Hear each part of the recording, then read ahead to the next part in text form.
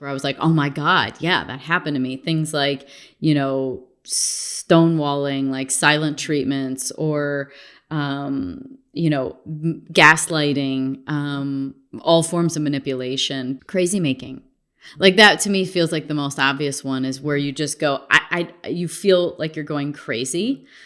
So I'd love for you to kind of go into this and hopefully tap into maybe something that someone's hearing and can go, like, oh, aha. Mm-hmm. So let's start with your most basic example there, which is the gaslighting, right? To have your reality denied. Gaslighting isn't something that happens once and you're all in, right? It's a grooming process. It happens over time. And it requires you to be in a relationship that's characterized by trust or some level of authority or expertise. And a new relationship's an interesting example of that, because if you're attracted to various elements of the person, how they look and who they are, and you really see that there's a possibility for a relationship, you want to trust them. And when you want to, or you already trust someone and they start gaslighting you, you don't go right to, they're gaslighting me. The first thing most people do when they're gaslighted is doubt themselves. Like, maybe they're right. Maybe I am being too sensitive, or maybe I did read that situation wrong, or maybe I didn't put the keys there, or maybe that didn't happen, or maybe they weren't being inappropriate with that person.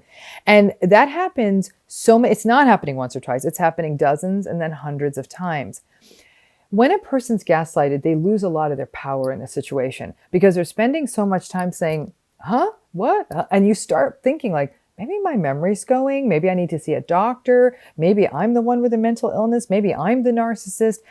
People go there. Now all of your time is sort of almost trying to get your footing back. The gaslighter is controlling you more and more and more. Yeah, That's 100%. a really insidious process. And then before you know it, what the gaslighter does, it's an interesting trick. Let's say a person finds their voice and it's like, okay, I've got this figured out. I watched one of Dr. Ramani's videos. I read something on gaslighting. I got this. And you say something like, you know what? Like, I don't like how you're talking to me, or I'm not comfortable with this. You know what the gaslighter will say? Maybe you're not feeling this relationship that more. I get it. Like, we've been drifting apart. And they start threatening leaving. They play into a fear that, ironically, even though narcissistic people and gaslighters don't like abandonment, they know it's the ultimate weapon. And now you're into the relationship 6, 9, 12 months, maybe if it's new. And you say, I don't want this to break up. I wanted us to have a talk. And so you're silenced once again because you feel like if I push this conversation too much, they're going to feel like I'm pushing back on the relationship and they're criticized. And so maybe they're going to want out. So maybe I am making too big a deal out of this. And you start gaslighting yourself.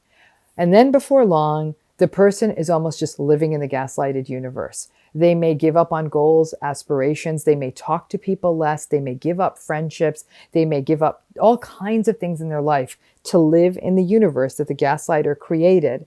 And so now, to the world, it looks like the two of you are exactly on the same page. You're not on the same page. You're almost like a cult member now. You've been totally brainwashed and you're going along with the program because otherwise you lose the relationship, which in my estimation would have been the best outcome. But a lot of people aren't ready for that. That's the process. Yeah, that's the sort of like what I would describe in my experience was the destabilization. Like that's the destabilization where you just kind of feel like you're on your back heels and you're just like, oh, you're just trying to hang on. Like you don't quite understand what's going on. You're confused, and yeah, and that's a destabilizing situation. So let's talk about like stonewalling or silent treatment then. So the silent treatment is a very popular tool of people in narcissistic relationships because it is very manipulative, right?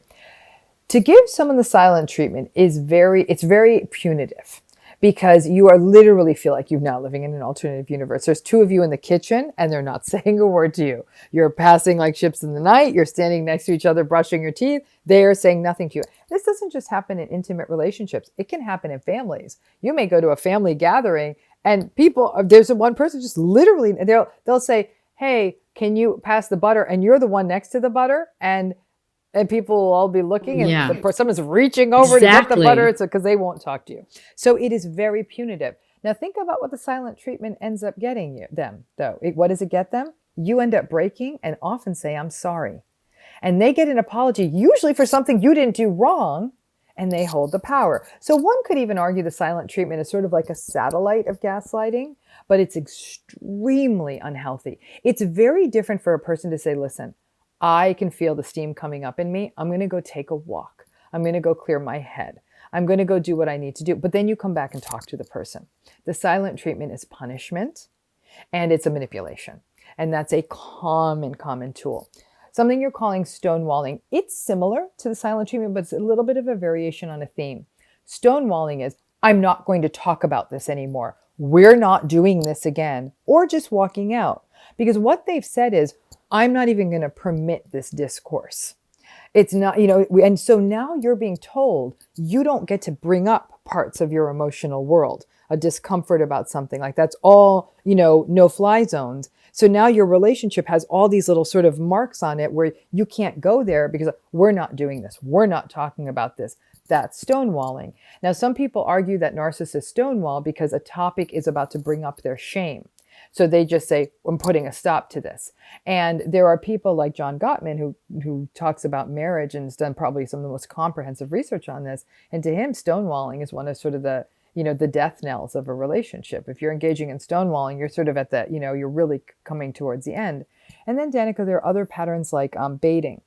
Narcissistic people love a fight. And so you're thinking, like, why do they say things just to get me worked up? I'm like, to get you worked up.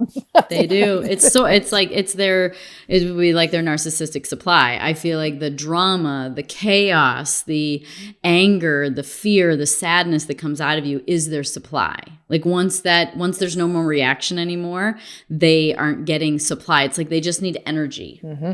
They not only need energy, but they also need this, which is superiority. So let's say you generally well put together, they bait you and you're like, and you take the bait. Now you're like, ah, you're screaming and yelling.